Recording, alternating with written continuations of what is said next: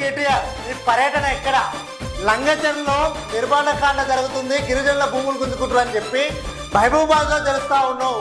నేను దోసుకున్నది జాలక దేశం మీద పడ్డరా.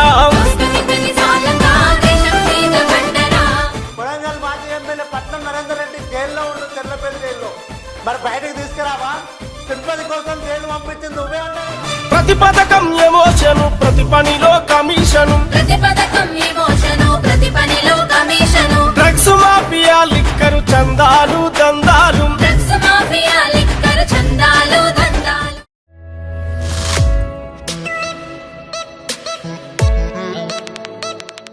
కేటీఆర్, మిస్టర్ కేటీఆర్ ఈ పర్యటన ఎక్కడ? లంగచర్లో నిర్మాణకాండ జరుగుతుంది, గిరిజనుల భూములు గుంజుకుంటారు అని చెప్పి మహబూబాద్ లో తెలుస్తా ఉన్నావు. నేను నిరసన. మరి నీకు అధికారంలో ఉన్నప్పుడు ఇలాంటి జరిగిన సంఘటనలపై ఎంతమంది దగ్గర పోయి పరామర్శించినావు? ఎంతమంది దగ్గర పోయి ఆర్థిక సాయం చేసావు? ఎంతమంది అభాగ్యులకు అండగా నిలిచినావు? ఇవాళ ఏదో లంగచర్ల గ్రామంలో జరిగితే మహిబాద్కి వెళ్ళి పర్యటన చేస్తా ఉన్నావు, మహిబాద్ లో ధర్నా చేస్తా ఉన్నావు. మరి లంగచర్లకు వెళ్ళొచ్చు కదా, లంగచర్లకు ఎందుకు వెళ్ళలేదు? నీ పార్టీకి సంబంధించిన మాజీ ఎమ్మెల్యే, కొడంగల్ మాజీ ఎమ్మెల్యే పట్నం నరేందర్ రెడ్డి జైల్లో ఉండు, తెల్లపల్లి జైల్లో. మరి బయటకు తీసుకురావా?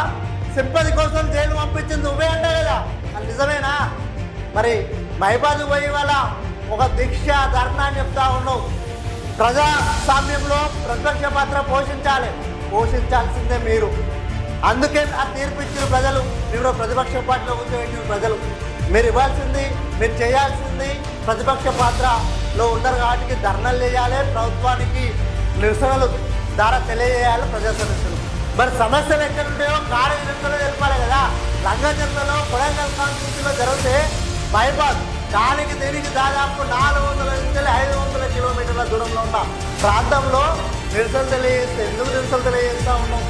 ఇవాళ మహబూబాద్ ప్రాంతంలో గిరిజనులు ఎక్కువ ఉంటారు కాబట్టి ఇవాళ ఏమంటే ఆర్ఎస్ని పట్టుకొని పోయి ఏదో లంబాడి భాషలో, హిందీ భాషలో అలా జరుగుతున్న నిరసన కార్యక్రమంలో మాట్లాడిస్తే రేపు రాబోయే కాలంలో ప్రభుత్వంలోకి రావడానికి మీ డ్రామాలు ఎందుకు? ఈ డ్రామాలు ఇవాళ లంగజర్లో జరిగిన 41 మంది పైన కేసులు అయినాయి కదా, వాళ్ళని బయటకు తీసుకొచ్చడానికి మీ లీగల్ టీము, మీ పార్టీ, మీరంతా ఏం చేస్తున్నారు?